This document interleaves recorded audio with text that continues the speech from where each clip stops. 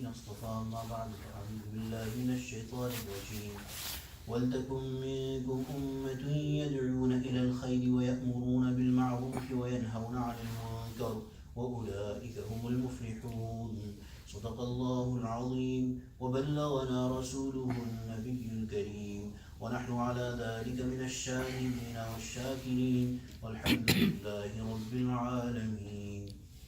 So in the past day, yesterday and the past week, we read about the principles of the unity of Muslims, which is taqwa and sticking strongly, holding fast to the book of Allah subhanahu wa ta'ala. Holding fast to the book of Allah subhanahu wa ta'ala properly is not possible without taqwa on the individual level. So everyone has to work on their heart to gain taqwa, and that will enable them to hold fast in the proper manner as is asked by Allah subhanahu wa ta'ala to the book of Allah subhanahu wa ta'ala. The third thing that Allah subhanahu wa ta'ala is presenting here in this ayah is وَلْتَكُمْ مِنْكُمْ ummah. Ummah basically comes, generally we say the ummah of the Prophet or ummah of a certain Nabi. But ummah literally means a group. So وَلْتَكُمْ مِنْكُمْ ummah.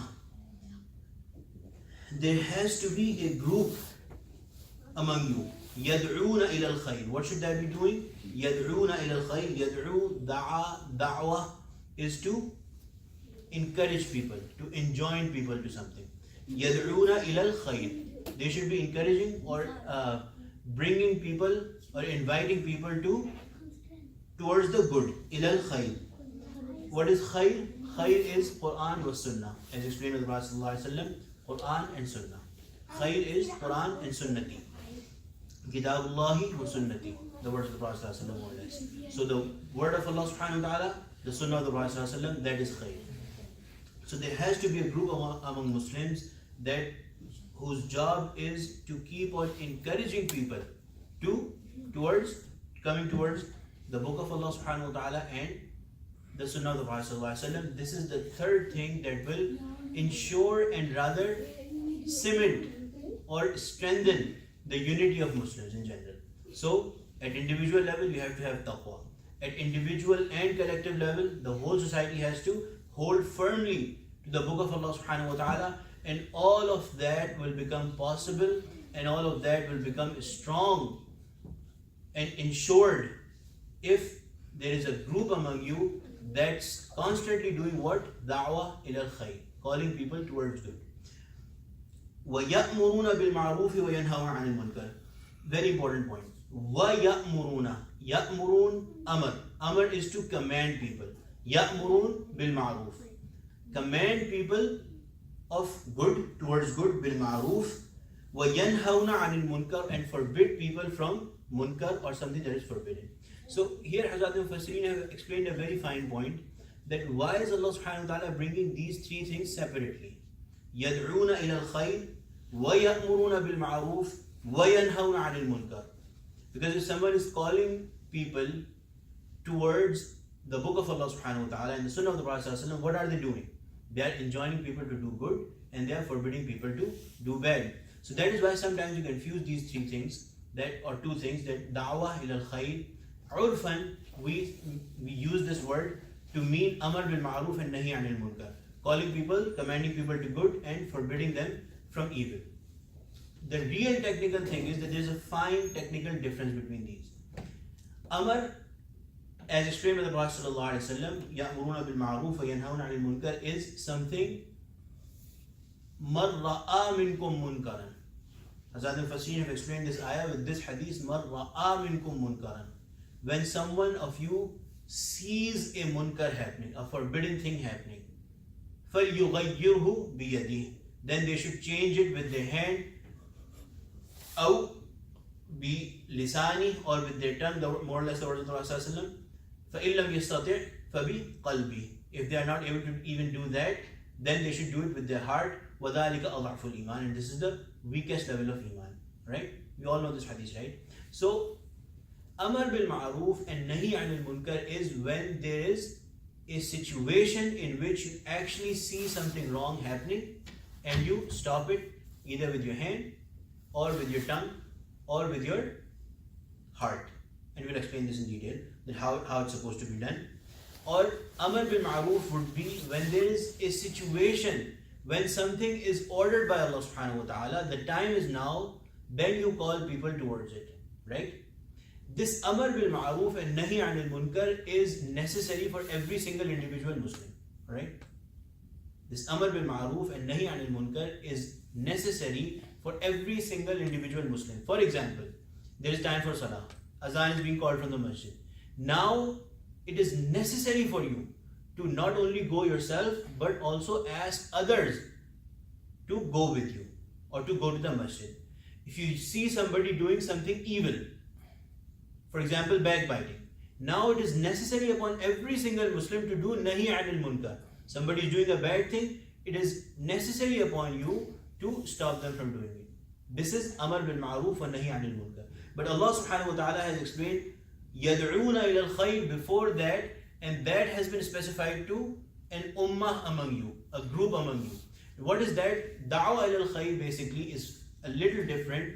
That means da'wah is something that goes on constantly.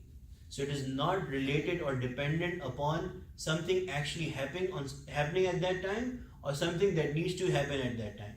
For example, after the rising of sun and before midday, there is no time for any prayer, right? Fajr is done, time is not there for Zohar. But even at that time, somebody who is doing da'wah, they will encourage people in general for salah. You see what I'm saying? So the difference is that da'wah goes on constantly, and it is not dependent on specific happening or specific time. For example, fasting is only farz in Ramadan, right? But if somebody is doing da'wah, they will throughout the year encourage people to fast and remind them that when Ramadan comes, fasting will become farz upon us and all of us will have to fast. So this is the difference between Amr and da'wah, right? Da'wah is kifaya, is farz upon the whole ummah. In the whole ummah, there has to be at least some people.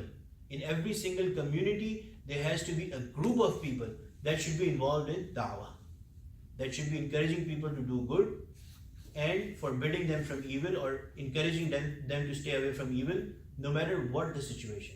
Even if the people are doing good or they are not doing good, even if the people are committing evil or they are not committing evil, they will give a general da'wah. They will constantly keep on doing it. This is what farz ala al-kifaya is. If some people in the community are doing it, they are sufficing on behalf of the whole community. If nobody in the community is doing it, all of them, it is responsibility upon them to create a jama'ah of that sort that will do this. Amr bil Ma'ruf and Nahi anil Munkar, coming back, when the situation arises, for example, there's a time for salah, when somebody is doing, you see somebody, marra aminkum, when whoever among you sees some munkar happening, then at that time it is farz on even every single individual to do that. Now there's 3 levels to it, as explained in hadith. One is to do it with your hand. If you are the boss, if you have the authority, for example, you are the imam of a masjid, right? For example, you are a team lead, right? For example, you are the head of the family, right? Your sons, your wife, whatever. If they are doing something wrong and you can stop them with force, you have to do it. If you can. If you can't do it with your force, you have to. If you can't enforce it, you have to at least say something with your tongue that will put the people in the right direction. فَإِن لَمْ يَسْتَطِعْ. Now, who in us will be in a state that they can't even move their tongue? You understand? The words of the hadith are that if you can't change it with your hand, do it with your tongue. If you can't do it with your tongue, do it in your heart. So we have to understand that there are situations when we can't do it with our tongue even. Right? Although we are able to move our tongue, but what is the process of intending to say? Hazrat Ulama Kiram have said that when you are in imminent danger of being hurt if you say something, then this responsibility is lifted from you. Of what? Not of da'wah. Da'wah is a collective thing that has to happen, right? We're talking about Amr bil Ma'ruf and Nahy anil Munkar. When there is, number one, when you know the right thing, So the first condition is that you have to know what is the right thing. You have to have the ilm of deen. You have to have the basic knowledge of deen. If you don't have the basic knowledge of deen, what is your responsibility? Before doing amr bil ma'ruf and nahy anil munkar, you have to have the knowledge of deen, right? So the responsibility is not totally lifted from you or from us, but the responsibility first is to learn deen. And whatever deen you know, based on that you have to do amr bil ma'ruf and nahy anil munkar, depending on the situation. If you can enforce something, you have to enforce it. If you are an authority, you are required to enforce it. If you don't have that kind of authority, you have to speak some words, say something that will put the people in right direction.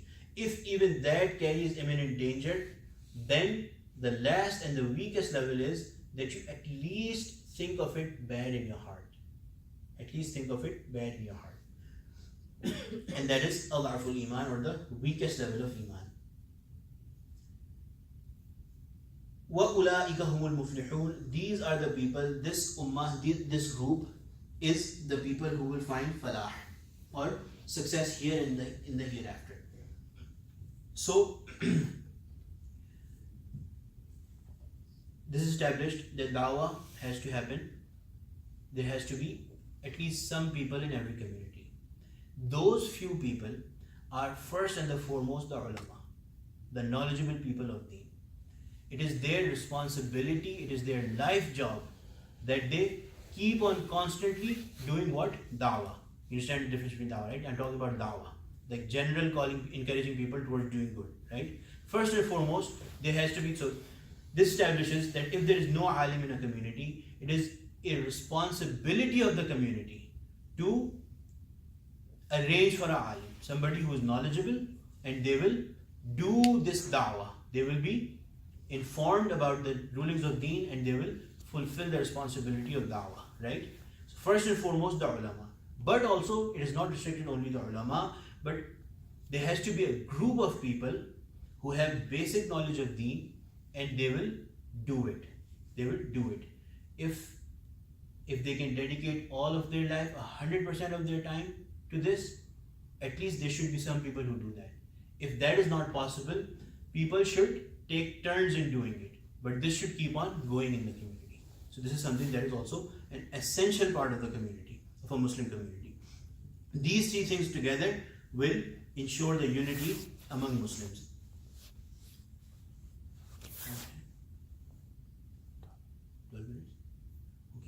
We'll do we'll complete the ruku tomorrow, inshallah. Alhamdulillah Rabbil Alamin, wassalatu wassalamu ala sayyidil mursalin. Rabbana zalamna anfusana wa lam taghfir lana wa tarhamna lanakunanna minal khasirin. Rabbi ighfir warham wa anta khairur rahimin. Sallallahu ta'ala ala khayri khalqihi sayyidina Muhammad wa ala alihi wa sahbihi.